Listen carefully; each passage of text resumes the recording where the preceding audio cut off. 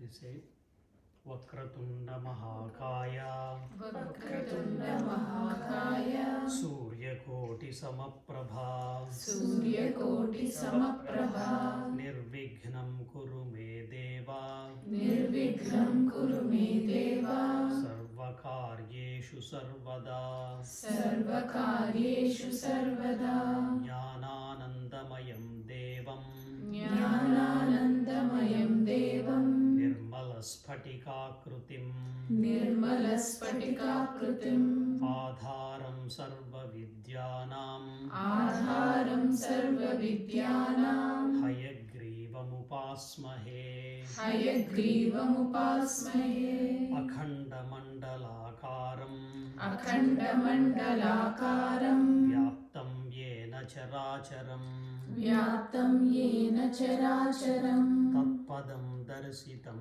Yena Tatpadam Darsitam Yena Tasmai Sri Gurave Namaha Tasmai Sri Gurave Namaha Smadgurubhyo Namaha Harihi Om. Welcome back everyone. Can you sit a little forward so that I can see you? Beautiful. Yes, you can sit back. Yeah, perfect. So we looked at Ramayana, small stories. I was not narrating full Ramayana to you because my assumption is that you know Ramayana. Or you heard from your parents or grandparents, or maybe you read books, and then you are getting the actual story part yourself. But I was only touching small parts of Ramayana. Why? Because I wanted to bring the inner meaning, deeper inner meaning of it. We learned so many things. We learned what? Purusharthas, right? How many? Dharma, Artha, Kama, Moksha. 4 Purusharthas. We talked about 5 Jnanendriyas and 5 Karmendriyas. And then we talked about the inner enemies, Arishad Vargas, Kama, Krodha, Lobha, Moha, Mada, Matsarya. Desire, anger, greed, total confusion, arrogance, and jealousy. Right? There are 6 of those. We also talked about Trigunas, Sattva, Rajas, Tamo Gunas, Trigunas. And we saw how all these characters represent each of those individual things. I think last time, 2 weeks ago, when we talked about Kausalya, Sumitra, Kaikeyi, said Kaikeyi represents purpose, commitment to purpose. And Sumitra, ability to manage everything. And Kausalya, to do the right thing in the right way with right attitude. So we talked about all those 3 things. But we also talked about Ravana being totally rajasic and dreadful commitment. And Kumbhakarna, tamasic, gluttonous, lazy, sleepy. And Vibhishana being sattvic, like paigant, pious, etc., dharmic. So all these things apply. The way rishis tell story and the way other authors tell Harry Potter stories, there is a huge difference. Harry Potter story is there for entertainment and to make money. Through entertainment, you make lots of money. But the way rishis tell the story is to take the story and then apply it to yourself. It applies to everybody. Therefore, Dasharatha is in us. Kausalya, Sumitra, Kaikeyi in us. Ravana, Kumbhakarna, Vibhishana in us. Every character plays within us because our psychology is as big as the universe, as big as the world. And meaningful purpose is only cultivating our own psychology. We're not worried about something that happened 10,000 years ago. Nobody cares about what happens to our neighbor. I don't even know my neighbor's name properly. So who cares what happens 10,000 years ago, right? So these are not historical stories. These are not entertainment stories. They are meant to make us better people and actually make us divine people. That's the idea. Okay? So where do you think we get power from? Let us say you want to do something. You wanted something. Where did you get your power to accomplish? I'll give a hint. You have to have a strong want in you. Desire. Right? Yeah, desire gives the power. Then, where else? Your ability to do things, it gives power. Power to act. Aptitude. Power to act, power of action. So power of wanting, power of action. What is the other third power? There is a third power. Power of knowledge. So power comes from these three things. Real power. If you have strong desire, then you have strong ability to work or strong reason to work. But if you don't have ability to work, you will not be able to accomplish your desire. But if you have the ability to work, you don't have the right knowledge, then you will do wrong stuff, uselessly, meaninglessly. So you need to have knowledge and power to act and the desire. These three things are called Jnana Sikti, Kriya Sikti, Ichha Sikti. What are these Siktis called? Jnana, power of knowledge, then Kriya, power of action, then Ichha, power of wanting. If you want to become a doctor, medical doctor, deeply you want to become a doctor. Somebody wants to become an astronaut, deeply they want to become an astronaut. Then that desire will propel you to do things. Then you will acquire right kind of knowledge. You know what to do, what to get, where to go.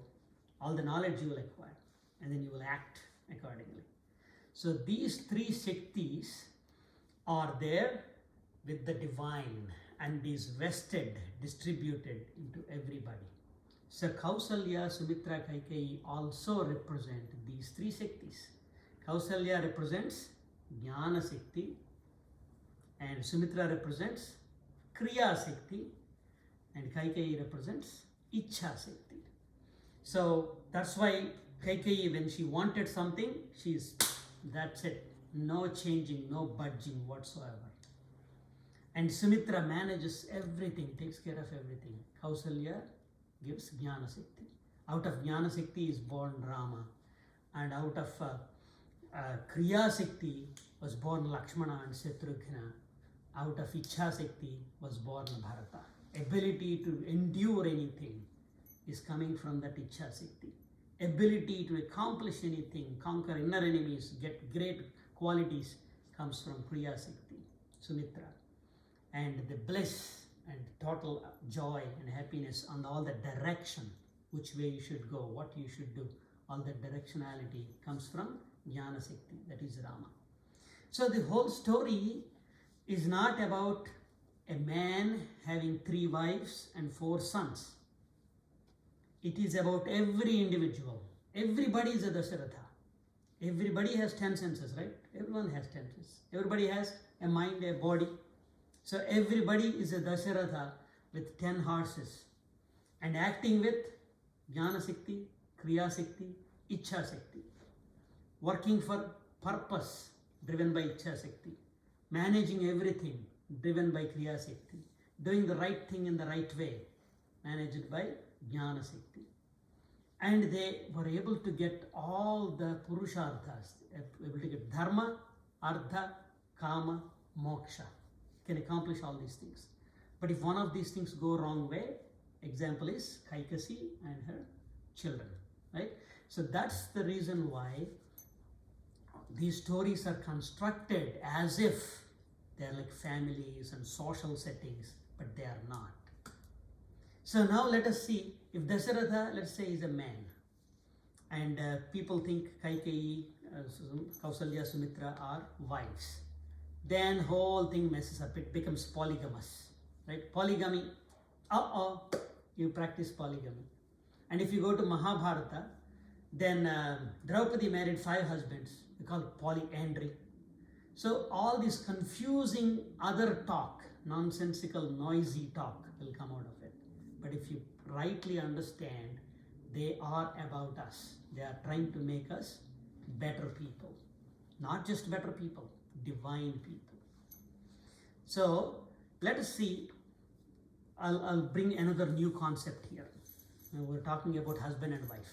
Dasharatha is husband, Kausalya is wife, Sumitra is wife. Wife is the English word. But what is the Sanskrit word? Anybody knows? Dharmapatri. Ardhangini, that's a good one. Dharma Patni, sometimes they use Bharya. So if it is Dharma Patni concept, what is the husband called? Pati. Pati, Patni. But you know how the word Pati came from? You know the English word path? English word path is related to Sanskrit word patham. Patham means path. So whoever walks on patham is Pati. Let us say, your mom want to go on a hiking trail to Mount Diablo. So she is walking on the path. Therefore, Pati. And she takes a GPS to keep you on track. And GPS is the primary companion that ensures that you are on the path. You don't drift away, you don't go into a ditch, you don't go into a valley. So GPS is keeping you focused on track. That is Patni. So Pati is the one that is primary walker of the path. Patni is the primary companion. So here what is the path? It's not hiking path to Diablo. Here the path is Dharma. If somebody is walking the path of Dharma, the primary companion's job is to ensure that they are not running off, going to some other place. They're not stepping off the trail and going into a ditch. So that is Patni. So Dasharatha is the Pati walking the path of Dharma. Kausalya, Sumitra, Kaikeyi are making sure that he actually goes on the path to the till end. So there is a path of moksha also, moksha padham. So therefore the moksha pati is also there. So that's why we call Dharma Patni.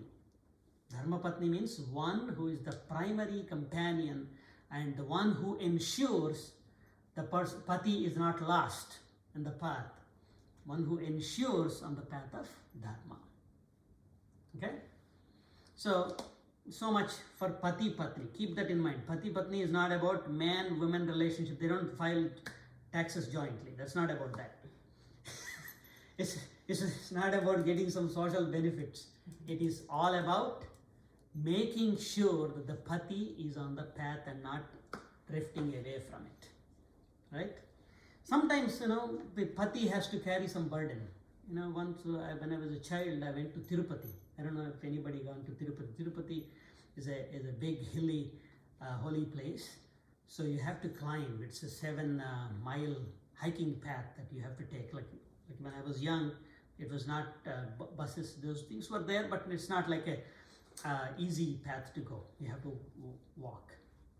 I saw a dad, and there's a little child, was making all kinds of fuss, want to sit on shoulders of the dad, and want to go into every direction. I want a tutti frutti, I want a school drink, I want to go that corner, I want to go, all the time trying to distract. But there is also has a wife. Wife is making sure, come quite pacifying the kid and making sure that father is actually going on the path. So she is being Dharma Patni there, and this is being the baggage. Right? Baggages are called Bharya. In Sanskrit, baggage is called Bharya. Baggage means you have to necessarily take care of them. You have to necessarily take. Children are also Bharyas. So it's a wrong notion that wife is Bharya. No, that's wrong. Children, all dependents are Bharyas. Patni is the primary companion that ensures that you go till the end without getting distracted, without getting off the trail. So just to keep in mind. So I'll tell a different story. So from today we'll switch from Ramayana and go to different stories. Like you heard Avatara, right? Avatars. Anybody knows avatars? Can you name? Saryu, can you name some avatars? Like for Vishnu, like one avatar is Rama. Loudly. Like for Vishnu, one avatar is Rama, or like Krishna probably. Yeah, Krishna, yes. How about you, Ridhima? Do you know any avatars?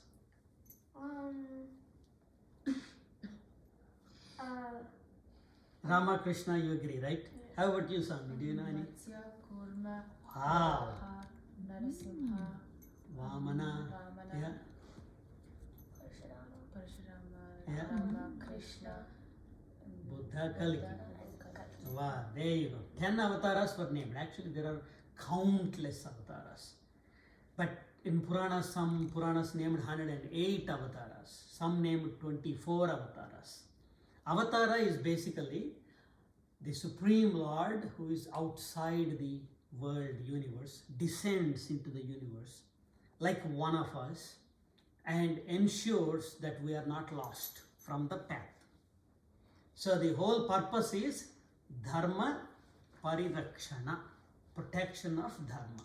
So the path of dharma has to be protected and you have to be encouraged to walk on that path. If people are constantly discouraging to walk on the path and people are constantly telling you to get off the path and go on into all these gullies, then somebody has to come and ensure, see, this is the main royal path, this is the highway, you should walk on this and like this. Somebody has to show how to walk on it, somebody has to encourage you how to walk on it, somebody has to protect you from walking, from any other difficulties coming from walking. So this is avatara. So Lord descends. Ava means down, tara means step. Avatara means stepping down. So the Lord had stepped down. Say somebody had fallen into a well. Okay? This slipped and fell down, broke their leg and they're crying.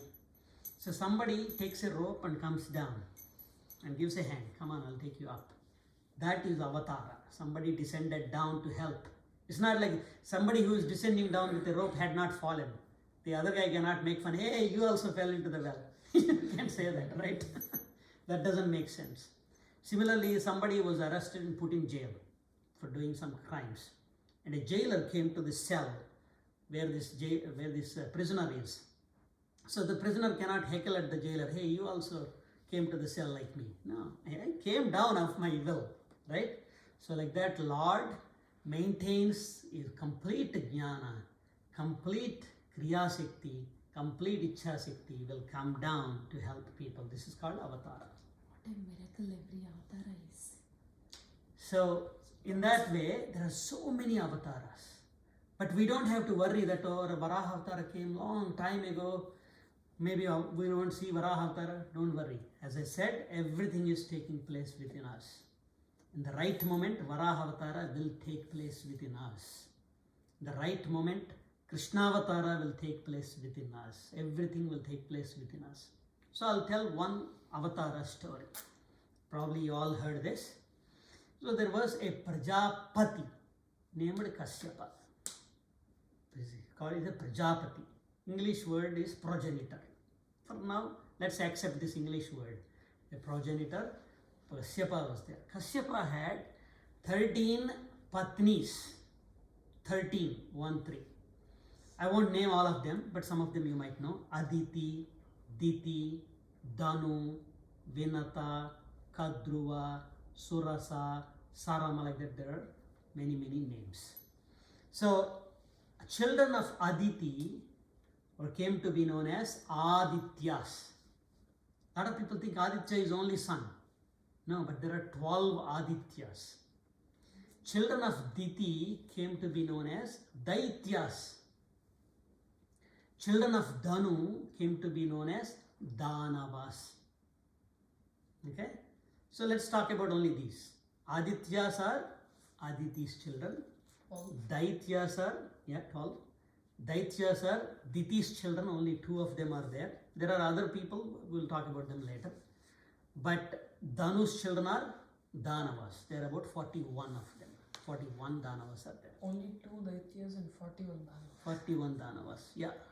Lot of kids. But lot of English dictionaries, they're totally confused. The foolish people, they translate Rakshasa is equal to Daitya, is equal to Danava, is equal to like the Asura. You know, they mess up all the words and they introduce them into the dictionary as if they're all same. But they're all different, right? So, Daityas, let's talk about Daityas. There are 2 Daityas, I said. One Daitya's name is Hiranyakashipu. The other one's name is Hiranyaksha. Hiranyaksha. Have you heard those names? Hiranyaksha and Hiranyakashipu. Right? So this Hiranyaksha was a very rambunctious fellow. So what he did was he dragged the earth and took it underneath the water. he immersed it, submerged it into the water. So at that time, Lord Brahma, Creator Brahma, was doing the Srishti, he was doing the creation. And then out of his heart, he created Manu and Satarupa, a pair, a human divine, it's like humanly pair, Manu and Satarupa. And then Manu bowed to his father and said, "Hey father, you created me, what should I do?" And he said, "Okay, you worship the Supreme Lord with yajnas, and you expand your progeny on earth." Then he said, "Okay, I'll do, but where is earth? Earth is gone." Then Brahma said, "How come? I drank all the water and I brought the earth up. Now where is the earth? It is again submerged in the water. Who did that? It is Hiranyaksha who took it into the water." Okay. So then Lord Brahma didn't know what to do. Then he was praying on the Supreme Lord. Then suddenly out of his nose fell down a small little wild boar, tiny little wild boar. It fell out of his nose, right? And then in the next moment it became a big boulder size, and the next moment it became a big mountain size. And then this wild boar is called Varaha Avatara. It jumped into the water, and then it put its snout underneath the water and smelled where the earth was. Can anybody smell underneath the water? No. But it smelled underneath the water. Okay, and then finally it found the earth and then lifted up on its two tusks. It has two tusks. Lifted it up and put it up there. And then the Hiranyaksha is not going to wait. He is a mischief maker. He was the one who took the earth under waters. So he came to fight. And then finally Varaha killed Hiranyaksha in a big battle and slayed him. Then everybody praised the Lord Varaha. And when they praised Varaha, they praised him as Yajna Varaha. He was called Yajna Varaha. Yajna is like sacrifice, worship. You know what Yajna is, right? We'll talk about Yajna later. But Varaha is representation of Yajna. That's how everybody praised Varaha as Yajna. So what does this story mean? Some people went into very wild imagination. Some people even said that, long time ago, some geologist or some kind of a geomagnetic scientist was messing up with the magnetic fields of Earth. So Earth was drifted away in the orbit and went into all the asteroids. Then Lord has to take Varaha Avatara and bring Earth back into the orbit and set. It doesn't make any sense. It's all pseudo-scientific nonsense. Yeah. If somebody is messing up the magnetic field, why would it affect gravity? Why would Earth go away out of orbit, right? Doesn't make any sense. Some people came all kinds of wild imaginations. But forget about all those pseudo-scientific wild imagination. What does this story mean? It means a lot of deep things. But let's simply start understanding who Hiranyaksha is, and then slowly we will understand the rest of the stuff. Okay? Everybody heard the story? I re-narrated the story somehow. Okay? So, let us say we're all sitting here. Somebody has to distract us or grab our attention. What do they do? What do you have to do? Noise, clanking, or yelling. Of course, that will catch our noise. What else? And the sweet smell of cupcakes. Cupcakes? Really? Okay. You made a very valid, good point. Keep that in mind. Sweet smell of cupcakes. And the stress of A+ grades that you have a 99.99. No. I'm talking about catching. Talking about catching your attention from outside. Somebody has to catch your attention. You are focused on something. Danger. Yeah. Like a siren. Your religious sister leaps on you Yeah. and strangles you. Siren. Like ambulance siren. Ambulance. Yeah. Noise. Yeah. What else? Or you are trying to get a very good nap and you're forced to wake up by that ridiculous alarm. So everybody is talking about sound. Some Anything else? Huh? Yeah. Sarayu. Like money or something. Money. Okay. Somebody has to come and wave green bills in front of you. Okay. What about you? Absurd movement. Movement. Flashlights. Movement. Absurd movement. These are the two things that capture our attention all the time. If something moves swiftly, my peripheral vision will catch and I will turn there. If something is flashing, I will turn there. If something is glittering, I will pay attention to it. If somebody came with a lot of gold, I'll look at, wow, it's a lot of glittery stuff. Right? Something makes noise, our attention goes there. Okay? So, anything that moves swiftly or glitters or catches our eyesight is called heel. Okay? I'll come to that. Anything that makes clanking, sharp, high-pitched sounds is ranya. Ranyam means, we might have heard the word ranagona dhvani. So, ranam, ranyam means making sounds, making noisy, attractive sounds. He means movement. So, swift movement, as you said, and ranyam, noise making, is the one that attracts our senses. That is hiranya aksha. Aksha means sense. Aksha also means eyes, but aksha also applies to all senses. Okay? Hiranyaksha means anything that moves quickly, anything that makes noise quickly, attracts our attention and our senses go on to that. That is the demon within us. That is the asura within us. And hiranya also means, together hiranya means something that glitters like gold. Anything that glitters, you said money. Flashing money will attract. Maybe some sweet smell is glittering in front of the nose. In front of the nose, not in front of the eyes. It is attracting you in front of the nose, right? So Hiranya Aksha is the one that actually steals our attention all the time.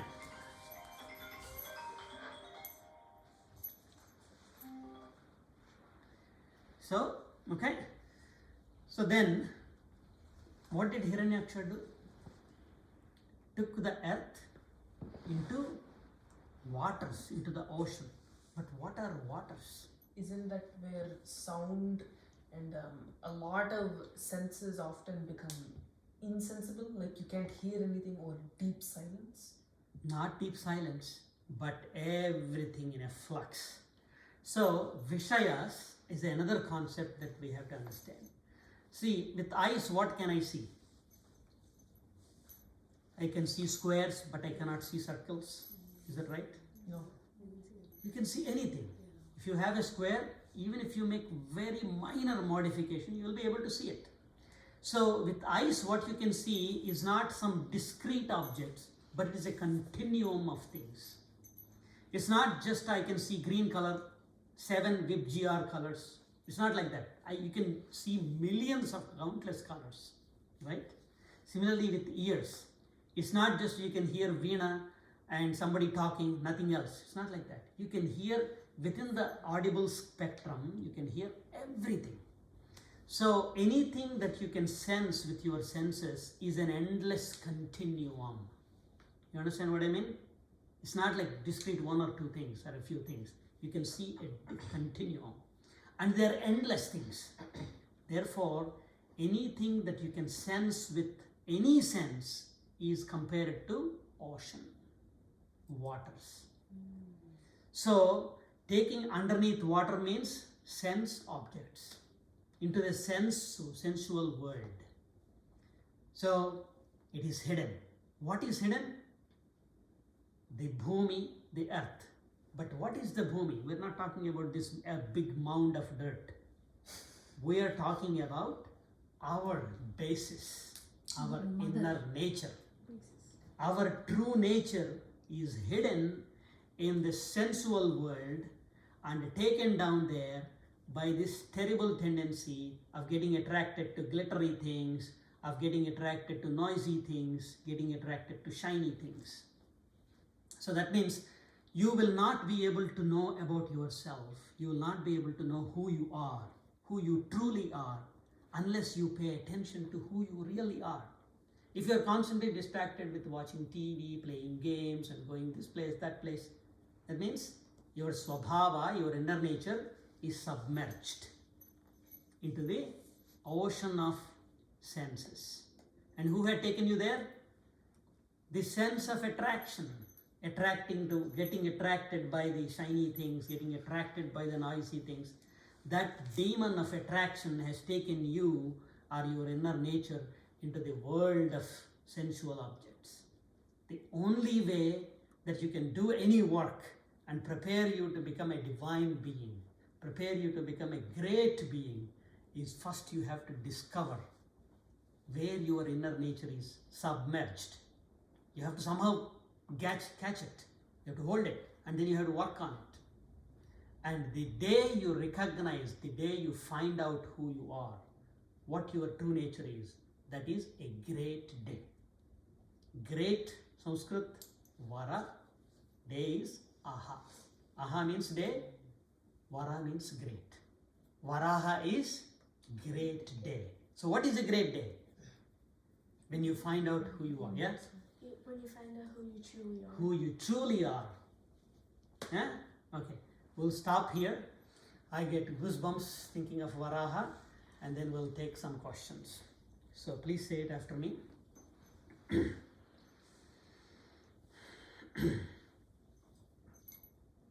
Om Purnamadaha Purnamadam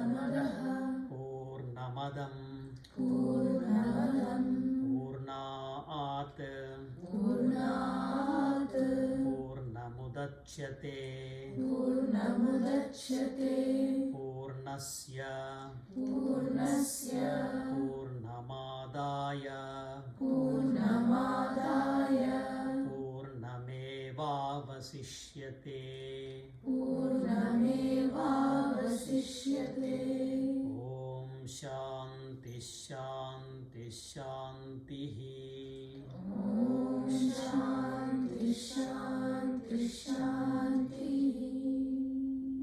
Namah Sarvam Shri Krishna Arpanamastu.